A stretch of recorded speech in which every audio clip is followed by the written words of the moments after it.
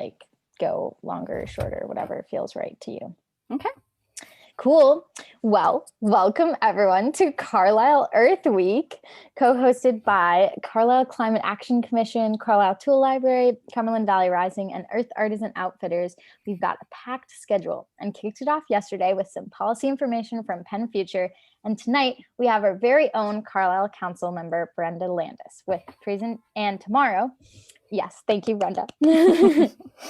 Tomorrow we have a presentation from the Central Pennsylvania Clean Air Board at 7 o'clock as well, and a rally in town from 12 to 1 on Friday, and lots of events on Saturday all around the community. I think it's really important for us to celebrate and also continue working against white supremacy and in the movement for Black lives. The Derek Chauvin trial results were released, and for once, the police was held accountable and will be charged on all 3 accounts. So the work continues, and it must, especially everywhere else. But that is exciting and one good victory. And before we start, I just want to do a land acknowledgement from some folks at Dickinson College who've been trying to institute this land acknowledgement in the practices of the college. So Carlisle lies on unceded lands of the Susquehannock Nation, and I hereby recognize the prior status and enduring diversity of this land and the many Indigenous nations that stand in relation to it, particularly the thousands of Indigenous children from dozens of tribes coerced or forced into the reprogramming camp established at the Carlisle Indian Industrial School. Turning honestly toward that shameful past animates this acknowledgement and gives orientation to our desire for a reconciled future. Accordingly, this living land acknowledgement is intentionally incomplete, a reflection of the ongoing processes it represents to learn respectfully from the stories of this land and the people that carry them, to think reflectively about the injustice in our shared past, and to act responsibly with that knowledge today to inspire a more equitable tomorrow. And with that, it is my immense pleasure to hand it over to Brenda. And I'll try to keep an eye out in the comments on Facebook and the chat to just see what other folks want to ask. But thank you again so much, Brenda, for being with us here tonight. And absolutely. Great. Well, thank you for having me. And I put out a whole bunch of different topics that I would talk about. And if anyone has any particular things they want me to dig deeper into or whatever, I'm happy to. I'm kind of giving a scatter shot of this is what I live and breathe. This is what my life is. It doesn't mean that it's perfect or anything. It's just over time I've sort of evolved, and this is how I've gotten to the point that I can, I don't know, feel pretty good about how I live sustainably. But I'm going to walk you through how I got here, and hopefully you can figure out like maybe 1 or 2 takeaways that you could like try at home or whatever as you go along. So I'm going to show a little PowerPoint, but it's all just pictures. I don't think there's any text in it at all. So all right. Can you see that? Yeah? Okay. So I thought I'd start out, actually, I did a presentation last year and I started with the first couple ones are the same. But so this is my backyard. And there's that happy little squirrel there. And this is literally just what my life usually is, looking at chickens and squirrels acting just silly and ridiculous and fun. And so my backyard is not going to win any garden awards, but it makes me very happy. And, and so part of what I do is I just literally just look out the window and just watch these little fun critters grow up. And yeah, so squirrels are not anything that I own, but they come to me and I enjoy them.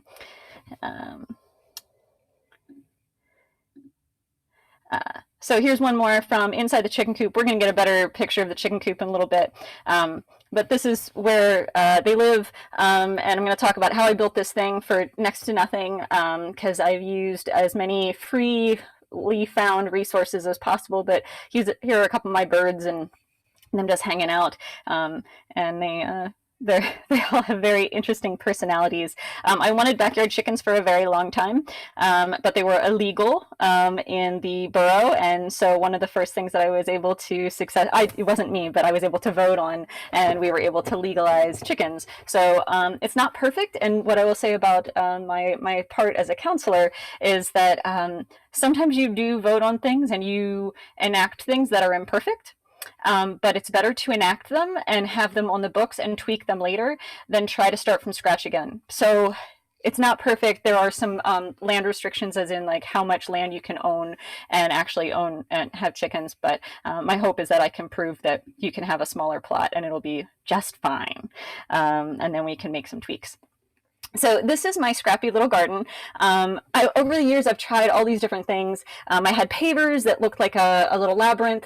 I'm going to go further into my garden, but then I started using pallets. So my goal was that those pallets would make me line my seeds in an organized fashion, and also help me not have to weed so much. So it would have like areas that I wouldn't have to weed, and it would help things grow. Overall, it's worked pretty well. I did get a wasp nest in there once, and Dickinson came out with their hive beekeepers, and they helped me take care of it. So I learned about unwanted wasps at some point by getting stung by getting in my cabbage one day in like August or something.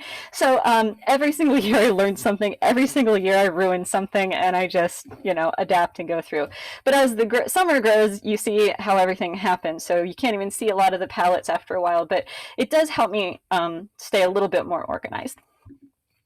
Okay, so I'm going to start. So this is really where I start from the very beginning, and the very beginning is like my family. So, so these pictures are from my Uncle Leon's house. My Uncle Leon lived 3 houses down from me, and then 2 houses the other direction were my grandparents. And it's in suburban. Like just on the outside of Lewisburg, Pennsylvania, where Bucknell is.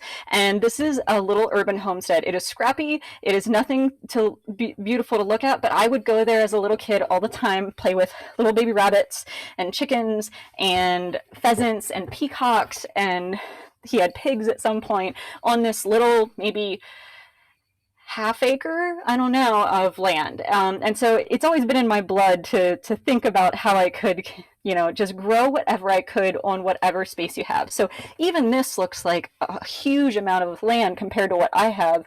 And I just always like people to think like, no matter if you only have a porch, you could have some potted plants, and you could have, you could grow whatever you can, and then you start from the space that you have. So this is my Uncle Leon's, and it's like a rite of passage. Like every, Christmas or Thanksgiving or whenever I'm home, we would go down and we would visit the pheasants. And so these are my kids. And then my nephew Kai is in there too. And my streets that I grew up on Cherry Street, and my Uncle Leon's house was also on Cherry, but Apple Street's right there too. So I always find this to be interesting. It's in my roots. These are so that was my dad's side of the family, and this is my mom's side of the family. And yeah, maybe you don't care that much about my family, but these people are farmers. The little girl in the corner is my mom. She's holding a pig, and she's taking care of all the little peeps.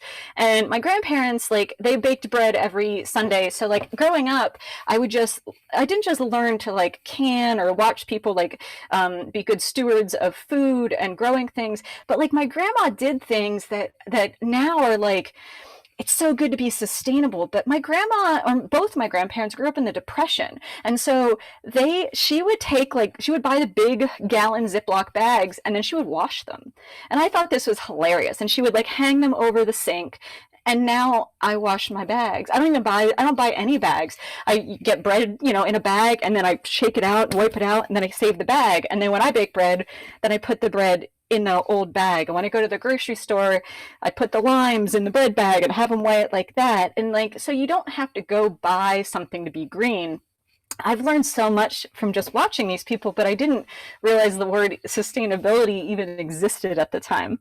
And this was a fun little bit. My grandfather's high school yearbook, he drove the milk truck to school, and they loved him because he you could go to school with Bob, and go in the milk truck because he also grew up on a farm. So this is my son, and he now works for the Leaf Farm out in Perry County. And this farm was what my grandparents' farm was, which was bought in 1957 for $11,000 and sold in 1981 for $120,000. My mom learned how to drive on this little pickup truck. So I had to give you a little context of this is my family, and this is where I came from. And so I could go in further about the foundation that they gave me, but I didn't grow up on a farm. I just was around enough things to just understand and see things. And then and also we're all just working class. Like, we didn't have money. So it was also about financially sustainability. It's not just like green sustainability. And so it makes sense. So I showed you my garden before, and it is an ever-evolving chaos. I just let things take over. I tend to overseed. So here's Isaac again a couple years prior, helping me out. I would try to have him come out as much as possible. But even when like something takes over, like these butternut squash here, it gives shade for the chickens and other critters. So when it gets really hot, like, it does build its own little ecosystems for critters, for to help some of the other plants grow. So I showed you that one before, but you can see, like, here I have some of my cabbage all in a row. Again, I probably, put them too tightly together, but I learn every year. I'm like, I could look at spacing, but sometimes I'm just behind. And right now I'm behind. I was in the garden till dark last night, just like hand tilling with just a pitchfork. I got about half of it done, threw some potatoes that had eyes in it. So like, I do have seeds, but also the only reason I went out last night was because I have potatoes that have eyes on them, and I had all these garlic that were green on the top. I'm like, oh, you should be in the garden too. So I don't always have like a big plan as to exactly what I'm going to plant or what I'm going to plant. I have some, but I'm also super busy, so I do it when I can. I do it when the weather's warm. And so I was out starting last night, and I feel like I'm a little bit behind, but that's okay. So here's one section of my garden. It's that little concrete planter part are strawberries, and then I planted grapes right behind it. So I built a bamboo fence out of going to some lady's yard and chopping down bamboo that she didn't need, and I made a really questionable fence, but you know what? The second picture is what it looks like in the summer when the grapes have taken over. And again, it puts shade in another spot, so it makes it so it doesn't get so dry on the other side, and that the sun will shade the other side, not the garden side. So there are some like things that I do. Oh, and you can see that I've taken an old bed frame that I obviously picked up off the side of the road. So I'm like, oh, if fencing costs money, it's really expensive. So if you can start picking up, there's bed frames all over the place. And I pick them up, and then I'm like, and then I, kind of scrappy and silly and fun. Alarm has, given away free rain barrels. So I have a couple of those that I do use. I did say I was going to talk a little bit about bonsai fruit trees. So I don't have much. I have maybe a sixth of an acre. Is that what it is? I don't know. I don't have a very big yard, but this is called espalier. I don't know if I pronounced it exactly right. I took German, not French. But it's a way that you can design fruit trees against a wall a lot of the times, and then it doesn't, take up much space of the yard. And also the heat from a wall or a fence or something helps it grow. So this was my plan. And so there's one of my little apple fruit trees, and these are my new buds and flowers from just this year. And so you can see these little guys in the corner, those are pears, so I'm going to get some sort of pear, I think. So I'm like, even if I get a handful of them, I'm like, all right, we'll just go from there. But I plant some things and they don't work out, and then maybe I try something new. I also don't worry about how much I invest. I actually very much love to save things, and I'll show you more, but I go to Lowe's in the middle of the summer when everything's kind of like last leg dying, and I buy a $5 apple tree and I cross my fingers and I put it in the ground and it gives me a couple apples and I saved a little tree. And so I like being as scrappy and cheap as possible. Here's my hops, and this is what happens after it takes over the whole balcony and everything. And this is the other thing. I like growing it. It comes up naturally after every year, but I don't brew beer, but then I can harvest the hops and hand them to a brewer or a brewer friend, and then they give me like a 6-pack or a 12-pack of beer, and that's fine. Like, I don't have to go through the whole process. I want to learn how to brew beer someday, but I haven't done it yet. But that doesn't mean that, like, if I don't brew, that those hops would go to waste. So again, I don't want to waste anything. I'd like to get it to someone. Okay, so there's a lot of wayward shopping carts in Carlisle. I don't know if you've seen them, but this one was actually There were two, and they were by my house, and someone had literally stripped the wheels off of them because they're really nice wheels. And so this was a carcass of a shopping cart, two of them. So I took them home. I was dragging them on the sidewalk, and I took my axle grinder and I cut them apart. And then when my chickens were little, I made like a little kind of chicken tractor of sorts. And then the other parts I'm going to make into like loungy chairs. So, so I did not steal the shopping carts. They were doomed for the dump anyway. And so why not just see what you could do with it? So I was like, all right, that's what I'm going to do. So I repurposed the shopping carts. These are all my code violations in my backyard. That's what I call them, because it's just debris that didn't look good. But this is what became my chicken coop, essentially.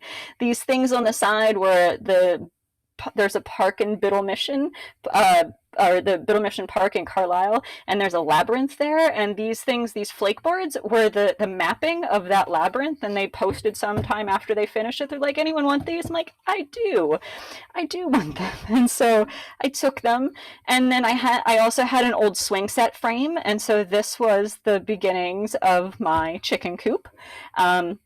And then the outside, I used these big pieces of flake board from the Biddle Mission labyrinth. So I repurposed all of that. And I had lots of scraped up records. And so then I made the roof from records. I did have some roofing in there, but the dirt underneath isn't dirt, it's like gravel. That was free on Facebook Marketplace. Like the bamboo came from that lady that I went and go harvest for the other fence. And so the chicken wire I found for free as well. So mostly I spent like $30 or so on hardware, like screws and stuff at Lowe's. That's about all I paid for the door was free. I picked it up in like years ago. And so I keep on bringing home random things, but this other contraption was a pallet that was at a building supply, but it had this weird triangle part to it. So I was like, oh, I could wrap that in plastic, and then it's a little mini greenhouse. So this is my greenhouse that I have my seeds in, because I used to always take up all the space of the dining room table for about 2 months in the spring. So I decided not to do that anymore, and now I could, start them outside, and for the most part, it works pretty well. To give a little better context, like this isn't the best Google photo, but there's my house, and then there's a chicken coop next to it, and then there's the middle of the yard, which is like orchard and a fire pit and other plantings, and then the back part is the garden. So and there is a garage back there that never holds a car, just a bunch of bikes. But so that's what my yard looks like. It's kind of long and skinny. It's right downtown. Here's one of my chickens. Couple chickens. Oh, you can see on this one it says entry. That's what that was the entry to the labyrinth, the board. So, but I just thought I'd put it on the entry of my chicken coop. So these are these are the eggs that I get. I don't wipe them off. They're a little bit dirty, but also there's a coating on eggs that preserves them. But this first picture on the left is funny because the whole idea of an egg hunt is something completely different to me now, because sometimes chickens just want to lay an egg wherever they want to, and you have to find it. This one, they just lay it in the middle of the lawn, but sometimes they do hide them, and it is a fun little game.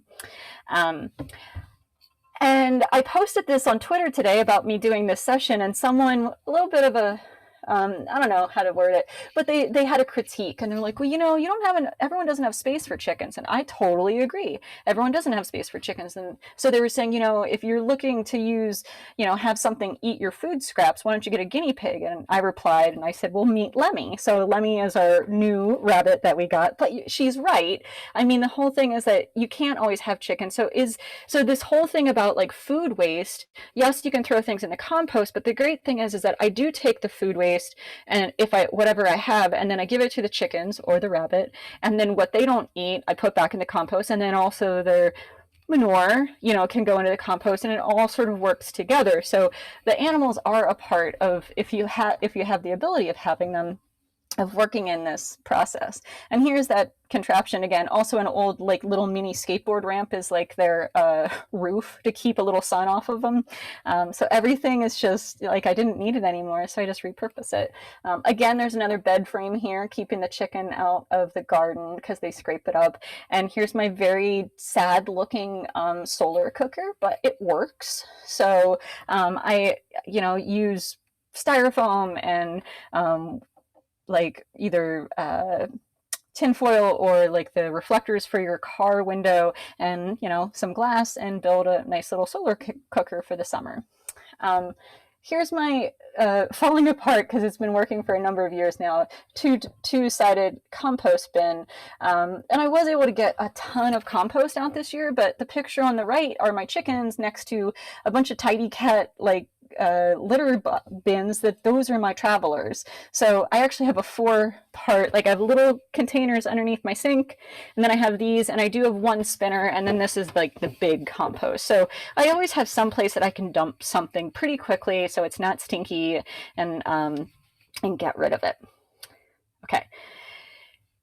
Here's the thing that I think that people, especially people that have means, a little bit more affluent, maybe they never had to really be scrappy in their lives, they don't want to take something because they feel like it's not allowable. So we have a compost site here in Carlisle. You can go get mulch, and you can get some leaf mulch and things like that. And you can take all your clippings and trimmings from like brush and stuff over there. The thing is, people dump all sorts of great things there, and I take it back. I reclaim it. And so these are the things that I have reclaimed, and they're awesome, like flowers and plants and bulbs and like all sorts of things. I got like 5 bales of hay last year, or straw last year. I've got boxwood tree, like bushes. I've got everything. And I refuse to feel bad. So everyone makes a joke and they're like, aren't you doing it backwards? And I'm like, nope, I'm just saving stuff. And then, so here's more of it. Like I had house plants, and now my house is filled with all these house plants.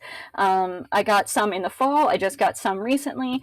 And then I just got these ones, and I just planted them by the railroad tracks. So when I'm talking about my yard, but I'm also talking about community. So like if someone's going to get rid of something and you can't use it, who can use it? Can you pick it up for someone else and give it? Or could you put it in a place that beautifies a space that isn't necessarily beautiful?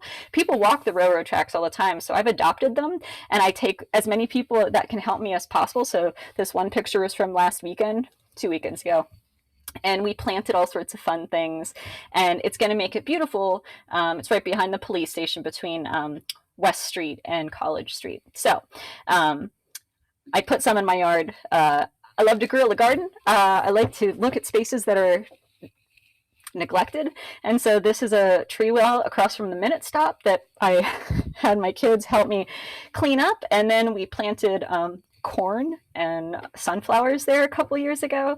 But I'm always like, just like if someone isn't going to take care of it, I'll take care of it. And so trying to find little bits and pieces and places that I can make better, and I don't need credit for it. I just want it to look better for the whole neighborhood, and it doesn't take any real cost either.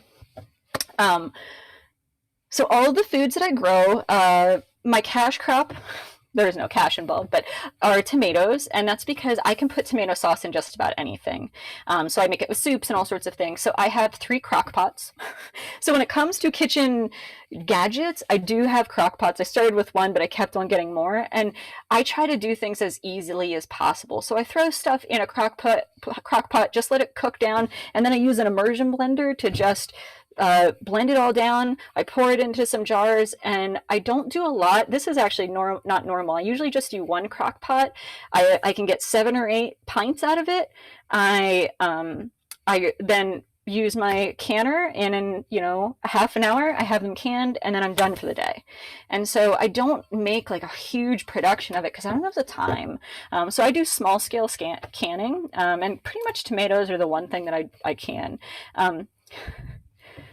But I am slightly maniacal about food waste, and it's gotten worse over the years. So we had too much milk. So this is my quick little story on it. I had too much milk recently, and I had never made yogurt. So I was like, I'm going to make yogurt. So when you make yogurt and you strain it, you also get the whey, which is the yellow stuff. And then I didn't know what to do with the whey, so I realized I could make bread with it. So then I made way too much bread, and then I gave the bread away. So like, it's sort of funny. It's like this cycle of not wanting to waste food, but then making more food that you have to consume. So I've gotten to the point that I give things away at that point too. But I really try not to waste food, and I think about how I can reuse things. One of my friends, Todd, he went to school in Germany, and he would talk about something called a one pot, which there's lots of like meals that are one pot, but his concept of one pot, I thought in my naive brain at the time, wasn't cool, but now I find now it's exactly how I cook, and it's essentially something that you don't want to eat anymore, or it's about to go, you need to do something with it, and so you put it into something new. And then after you are almost done with that, but you don't know what to do with it, you put it into another bowl. And so there's sometimes like remnants of some sort. It doesn't continue forever. It's like, maybe a 2 or 3 jump. But I definitely do it. I'm like, oh, I could use that corn in a corn soup, and then I could do this. And it's more than just repurposing leftovers. It's just sort of like a fun little flip game. Let's talk about shopping. I don't like to spend money at all. If I don't have to, I don't. I barely buy anything brand new. Barely anything. We do buy some records. We do like records. We like to support music. But the grill I got for $10 the other day on Craigslist. This hutch I found for free 2 days ago, and I picked it up, and it's amazing. That's what my truck filled with furniture is. I got a couple other pieces. The tool library is in there because, I talked when I was promoting this, I was saying, buying versus sharing, and the sharing world is really important. So you can use the tool library, but you can also share what you have with neighbors and friends, and think about how you can build that idea that you really don't have to invest. And this other picture is Pomfret Street Books, all used books. It's a beautiful place. You should go there. But there's lots and lots and lots of places. I go to flea markets and thrift stores. All my clothes are thrifted. My little overalls are thrifted. Everything that I buy, because I really like to stay on the second tier of the economy. I try to stay out of the capitalist mantra of just buy everything new, or just replace everything as soon as something is outdated. So nothing's outdated. But you have to really, you might hustle a little bit more, but also there's thrill in the hunt of just like, I want something like this, and then trying to find it. I don't know. There's something that makes life more interesting when you shop like that, is the way I'll put it. Every so often I really need one thing right now, but it's rare. It's rare. Oh, I went out to lunch today, and I didn't get a styrofoam container or a bag. I just wrapped it up in napkins and like a piece of plastic, like a wax paper. So this was my lunch. But it's just like, I do think about things at all times of the day. I can't always do everything perfectly, but if I can make it so I don't come back with a lot of trash, I do. I only have a couple more slides, I think, here, but I don't like food waste, and I hate seeing beautiful, delicious food out in public growing, but it's not owned by anyone, or it's not going to be used. So there's a site called Falling Fruit. I highly recommend you look at it. I've mapped over 300 places in Carlisle where you can forage on something. A lot of it did come from, I don't want to say it was all me exactly, but Dickinson does have a tree map, and I gleaned some things from there, and then I repurposed it over on this map. But I also, so again, I part of what I want people to take away from this is throwing away a notion. And this picture of Rosie, my daughter, up in the right corner, we found an apple tree. It's right by 81 on Walnut Bottom. It's it's in the parking lot of a medical complex. So it's about health. And it was a Sunday. It wasn't even open, and we went there because we saw all these apples dropping, and so we stopped to pick some up. I didn't even pick any off the tree. I actually just salvaged the ones that were good and just on the ground. But there was a landscaper, or like a mower, there that day, and within a week there is a sign on that tree that says no trespassing. And that is from me, 100%. And I still get burned by this, not because I needed those apples. I didn't, I could buy the apples.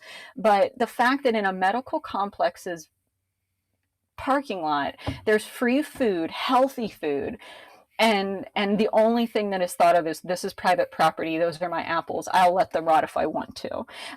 So there's lots and lots of places. I try to put only places that are truly publicly available, but you can also, I also knock on people's doors and I'm like, hey, you got this apple tree, it's like falling all over the alley, are you gonna eat those? Can I like pick some? And they're like, take them, almost every time. So don't be afraid to ask, don't be afraid to, like, you know, not walk in someone's backyard, but like, if it's in a public realm, there's tons. So if you're still here by June, anyone, by Dickinson, it's filled with June berries all over. And I've taken people on foraging walks. So if anyone wants to go, we could go foraging. It's great. And lots of people don't know that you can eat them. So I'll end with community. And this is my neighborhood park. It's about a half block from me. And we renovated it over a course of number of years. I won't go into the whole logistics of it, but there is a community garden there, and it's in a neighborhood, mixed income neighborhood, but more subsidized, you know, people living on subsidized incomes and things like that. And it's wonderful. And so if you don't have a space that you can grow, you can try to find one of the community gardens here. And if you're from somewhere else, there's probably somewhere near where you live. You can also like these buckets in the picture. Can you get those buckets for free somewhere? Can you like just plant a couple tomatoes or something? So it doesn't have to be pretty. It doesn't have to be anything.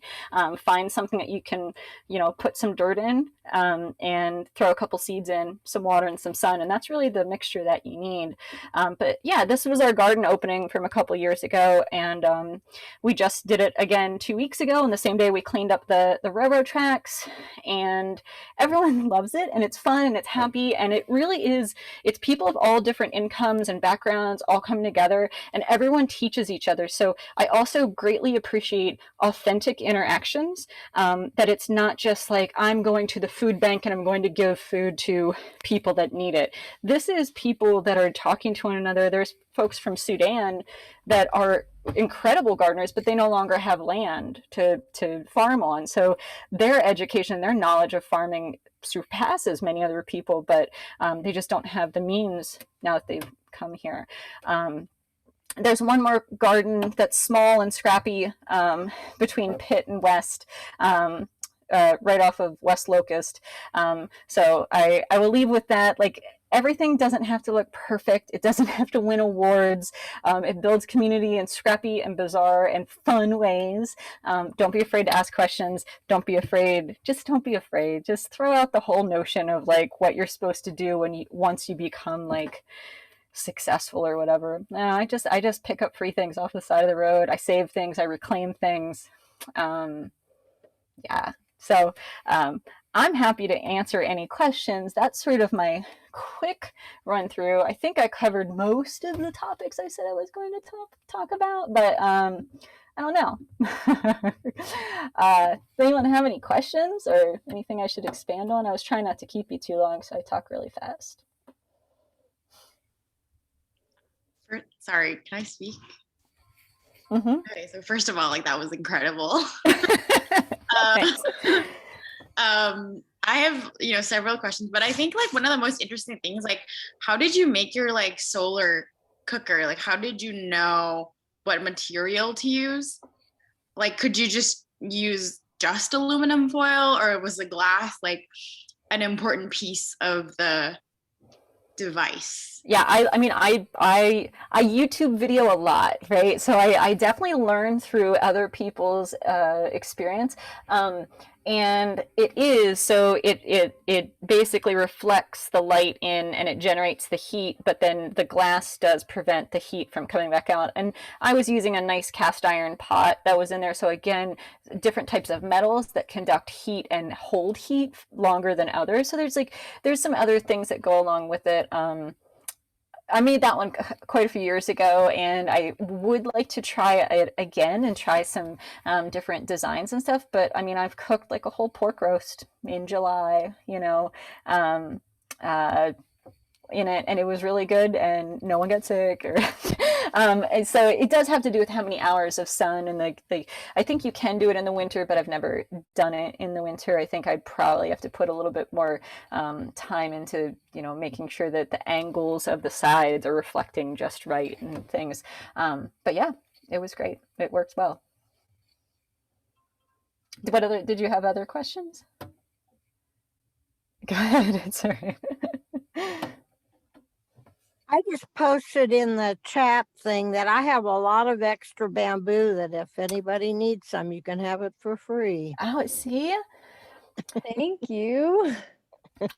Offering things up that you don't need before trashing it. See, because people really do, like, you can, if people look up, there are some incredible bamboo builds, and when you get bamboo that's fresh, it's bendable, and then you can actually design like a trellis or like a hoop house out of bamboo instead of going and buying PVC or anything like that. So there's ways that you can make use of bamboo if you do have you know, a place that you can pick up a bunch of it and transport it.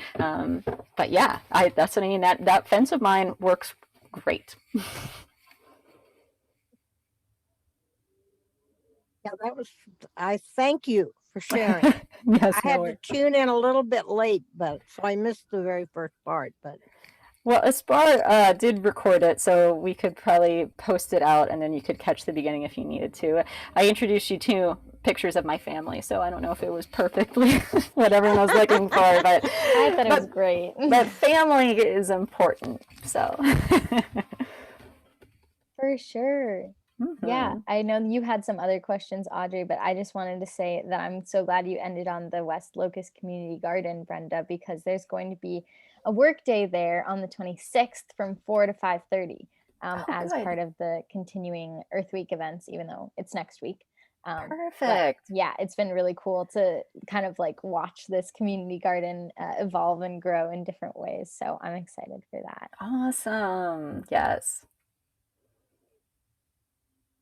Have you ever tried to use an old refrigerator to make like a raised flower bed? I'm wondering. That's such a cool idea. I'm trying. Well, I need, because of my mobility issues, I need to kind of have it raised, and I could put it up on concrete blocks. No, that would work well. I don't know if I have a picture in here. In this one, you can see kind of in the back there are a couple raised beds that we had some carpentry students build. There were 3 of them, and we built them for folks with mobility issues. So again, trying to make sure that everyone has access in this garden. We've had folks in wheelchairs, folks with you know, with walkers and just back issues and things like that. So yeah, I mean, I think that that's the thing. Like once you start, like you don't have to be an engineer, but you can start engineering things in your brain. So yeah, what do you have access to? Concrete blocks, great. That does elevate. And then yeah, I think a refrigerator, because the inside is all plastic, so it's not like there's going to be any cooling issues. Probably just having to drain anything. But I've heard of putting a refrigerator in the ground and having it as a root cellar as well. So there's things that I've looked at and I've thought about it, but I haven't done it yet. Yeah, I found a cistern in my backyard, and I was going to maybe turn that into my root cellar, but they also threw a bunch of trash in it, and I didn't know what the trash was, so I was afraid there was environmental hazards, so before I dug all the things out. But living in an old house in town has its unique perks of just like, it's like a little archaeological dig sometimes. So, where did you say this garden is, the one that's on the screen? This one is the Heberlig Palmer Park. It is hidden between 4 blocks. It's between West and Pitt and A and Lincoln. Oh, okay. Yeah, it's a nice little garden, and the park and everything. It's nice and quiet and well tended to by all these folks. Well, it's like it's got really good sunshine too for the crops. So yeah. Perfect. Oh. Did the workday go well? It seemed like there's lots of folks there a couple weekends back. Yeah, we had the garden open. Yeah, the garden opening. So we had both. It was a dual thing. So the gardeners came for the garden opening. We had soil. They like re-up their plots. They had a little meeting, just getting everything on the same page, and then some plants, some things. But at least they got free seeds. They got free seeds from the tool library, because there's a free seed library at the tool library. Another reason to go to the tool library. Yeah. Yes. And then I took a crew of people, maybe about 7 of us went out to the railroad tracks and continued to work out there. So you can watch things grow and beautify over the summer. So a couple hours, it was like 3 hours in the morning, and you get a couple hands in there and you can achieve so much. So much. So if someone asks you for 3 hours, give it to them. You can do really good work. Well, I had kind of a fun story this weekend. I was working out front because I can't do a whole lot of things.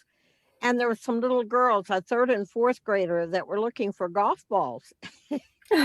And they were running out of things to do. And so I said, well, would you like to pull some weeds? Because I can't lean over and pull my weeds. Oh my gosh, they were so excited to do that. And I gave them a little bit. And then I had some extra golf balls I gave them. So in about 25 to 35 minutes, they had most of my weeds all pulled. See, there's good out there. That's so They were sweet. so cute. They really were. And they said, whoa, I've had experience pulling my grandma's weeds. I said, well, good. You're just the right people to ask. Nice. So, Oh, I'm so glad that you That's talked with them. yeah, I know. I almost didn't ask it, but I thought, oh, they're kind of running out of things to do. I think they found all the golf balls they're going to find. So, That's awesome. Well, does anyone else have any other questions? I have one. You can ask questions. That's what I'm here for. One question that I was looking at, or I was thinking about, when you were showing your like backyard, and the like crates or the like pallets. Oh yeah. Uh-huh. Did you just shove them in the soil, or did you like put them in and you put soil over it? Like how is it so level? Let me see here.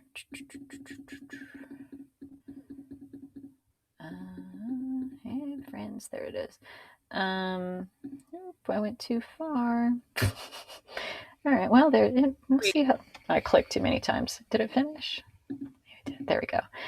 Okay, so you can kind of see in here that there are some pavers in here. I actually no, I guess I haven't fully removed those. But basically the pavers were always like kind of flush with the dirt. And so I actually dug out space, sunk in the pallets, and then pulled the dirt back on top, because I wanted to make sure that it didn't dry out sitting up, because there weren't going to be edges on it or anything. And over time, I mean, I did this probably 4 years ago. And so some of the pallets have, kind of deteriorated, and I pull some of the pieces off every so often. And so it, maybe by next year I would change out and do a couple more. But overall it's worked really well. And I just saw this somewhere else on the internet. I'm like, oh, that would help me stay organized. And anything that just helps me like work in a more like that whole work smarter, not harder. Like, yes, there was some hard work up front, but over the years now, I don't have as much weeding. So Sarah said about weeding is a big thing. So on a garden, like it can be just too much. I think that's also why I overplant, because if I overplant, then everything keeps the weeds out, because there's no light for anything else. I don't know. Yeah. good idea. Yeah. Good plan. I love it that you have the chickens. I think that is fabulous. They're fun, and they're I mean, I was really not afraid. I mean, I wanted them, but I also was like, have I gotten in too far? But they're so self-sufficient. They really take care of themselves for the most part. I have to feed them, give them water, clean their coop out enough, and get some eggs, but they're really like otherwise I don't really have to do anything. Most of the time they're just out just hanging out and just relaxing. They do make some noise, but they aren't like a rooster. But there is something called an egg song, and it's they sing a song when they lay an egg. They're very proud of it, you know. Like it's not. I mean, it's not quite. Well, it's sort of like childbirth, right? It's not like a quiet thing.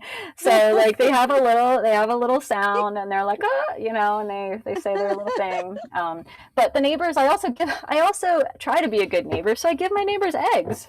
So especially in the summer, I get so many eggs out of the 4 chickens. I get 4 eggs a day, essentially. So I give, you know, eggs to the people that would have to hear my chickens, and extra produce and things like that too. Oh, that's great. So fun. Have you ever gotten or been given like a hard time from anyone about having the chickens? No, but my neighborhood's awesome. Yeah. Like I said, it's like a working class mixed income neighborhood, and I think that everyone is okay with a little bit of scrappiness. And I think that if it was more like you're in a homeowners association type of space, like that's not going to be the same type of thing. So everyone here has like a little something, and so one night one person might have a fire and they might get a little bit loud. But we know that I'll be a little bit loud maybe another night, or a chicken, or, you know, something. And so everyone's very understanding. If they really had a problem, we're also not afraid to talk to each other. And we're like, you know, we're neighborly and we become friends and stuff. So I think building that community in your neighborhood is really important. And also just being upfront, be like, I have chickens, just so you know. You know. Yeah, for sure. Yeah. Great. Well, unless there's any other questions, thank you so much again, Brenda, for sharing your wonderful knowledge and wisdom and photos and stories. It's just really heartwarming, and always a pleasure to learn more wonderful things that you do, and to continue to get to learn from you. Well, thank you. And if anyone has any questions, I mean, you can message me or follow up on the Facebook page, and they can get in touch with me. And I'm happy to, I don't know, give any other tidbits of knowledge that I have. Thanks. Thank you, folks. Thanks, Sarah and Audrey, for being here, and Brenda, of course. Have a lovely evening. You too. Take care. Thanks. Bye. Bye.